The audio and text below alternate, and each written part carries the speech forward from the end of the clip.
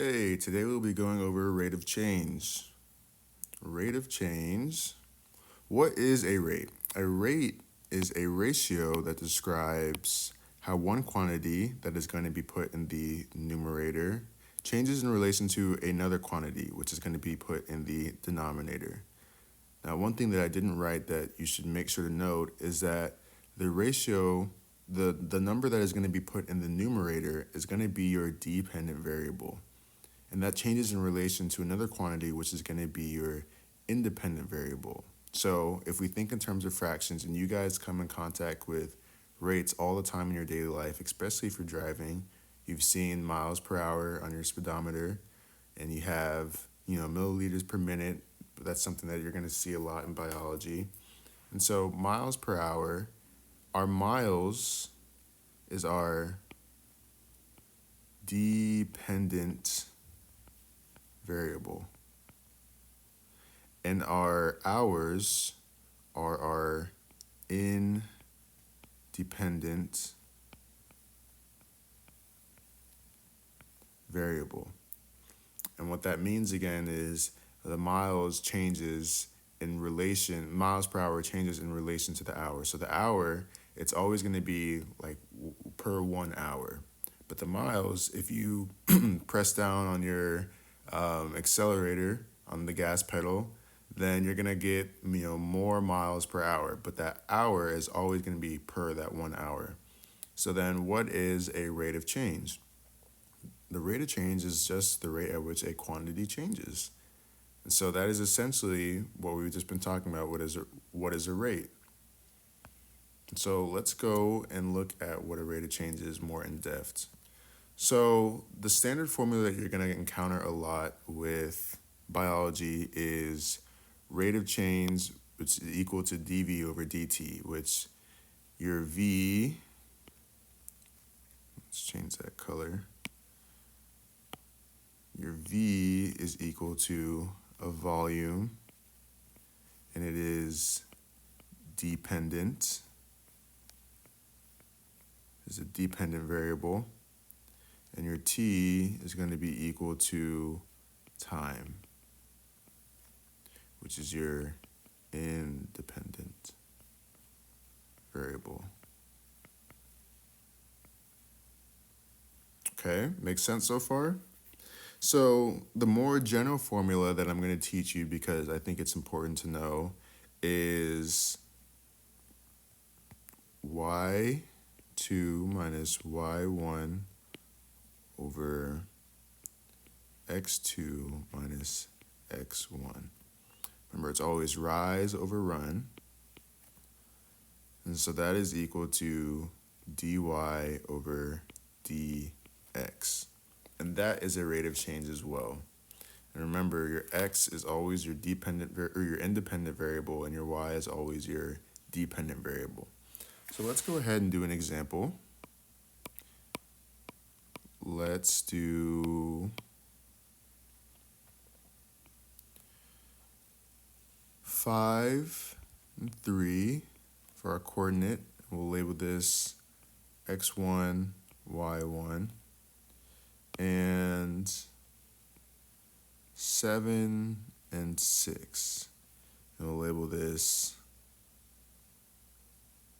x2, y2. Okay, now let's write out our equation. So we have our y2, 6, minus our y1, which is 3, over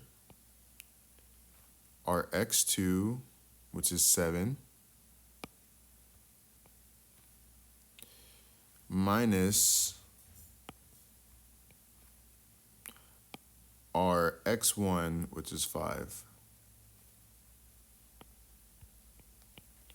Let me do this math real quick. 6 minus 3 equals 3. 7 minus 5 equals 2. So our answer is 3 over 2. That is our rate of change. So we'll put equals dy over dx. And you might recognize that from calculating the slope.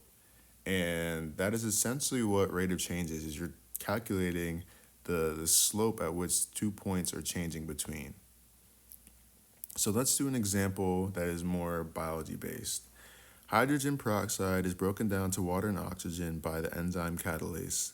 The following data was taken over 5 minutes. What is the rate of enzymatic reaction in milliliters over minutes from 2 to 4 minutes, from 1 to 5 minutes, and how do they compare? Okay. Well, let's break it down into parts. So we'll say this is part A.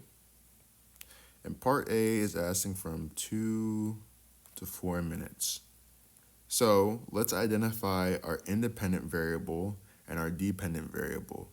So our independent variable is going to be the one that doesn't matter what's going on the other one. This one is always going to be steady.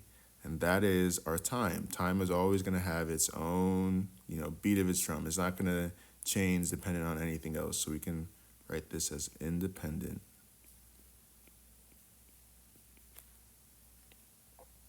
And then that would leave the amount of O2 produced as our dependent.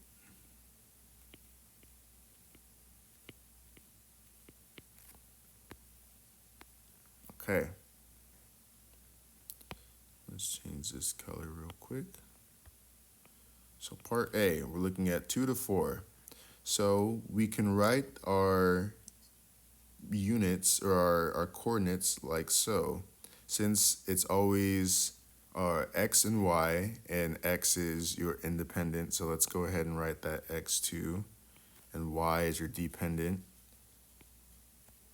Just so we don't confuse ourselves, our coordinates are always listed x and y. Okay, so now we have our coordinates. Let's write them out.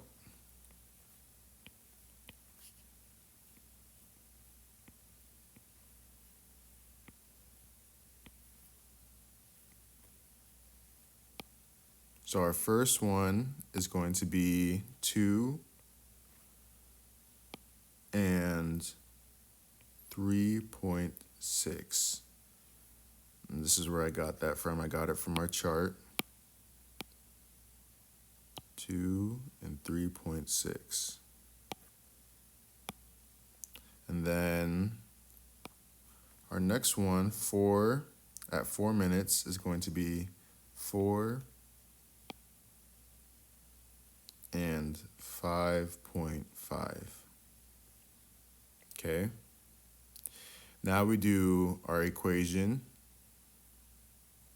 which is y2 minus y1 over x2 minus x1. And so we're going to go ahead and label this just so we're extra clear. This is our x1, our y1, our x2, and our y2. So now let's put this in our equation, and we get 5.5 minus 3.6 over x2 minus x1, 4 minus 2.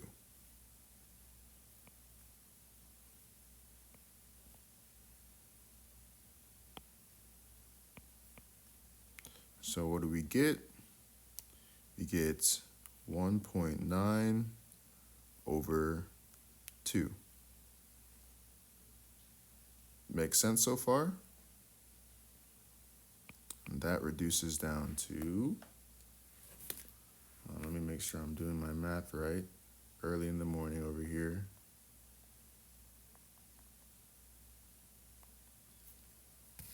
To 0.95.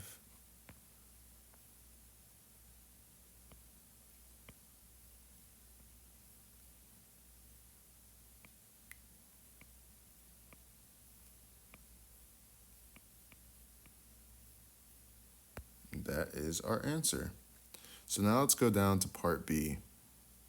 Part B is asking from 1 to 5 minutes. So now we should be getting the hang of this, so I'm going to go a little bit faster. So part B, let's write see where we're looking from. So we're looking from 1 to 5.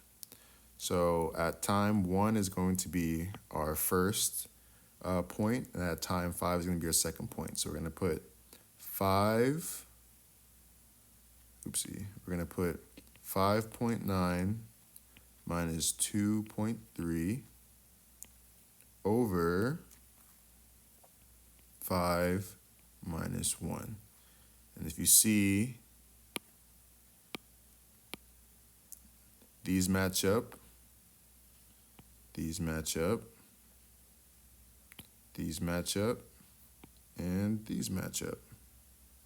So that's how we know we're doing it right. So this is our y1 or our y2 and our x2 and our y1 and our x1. So let's do some quick simple math. 5.9 minus 2.3, we get 3.6.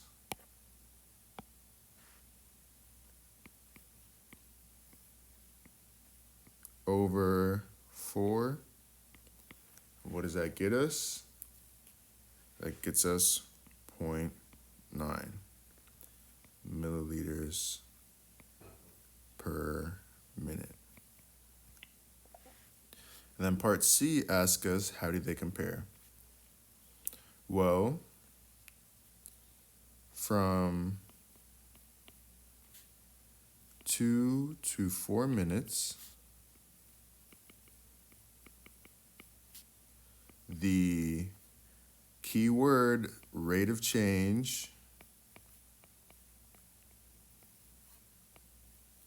is 0.05 milliliters per minute faster than from 1 to 5 minutes. And that is our answer. So now you guys should be pretty comfortable with rate of change. It's not too bad. You just have to remember what goes in your denominator, what goes in your numerator. And to refresh that, the numerator is always going to be your dependent variable, and your denominator is always going to be your independent variable. And I want you to think about fractions when you think about this. Miles per hour, milliliters per minute. You can make up any one, chores per hour. How many chores are you doing per hour? Pretty simple stuff once you get the hang of it. Alrighty, y'all. Till next time.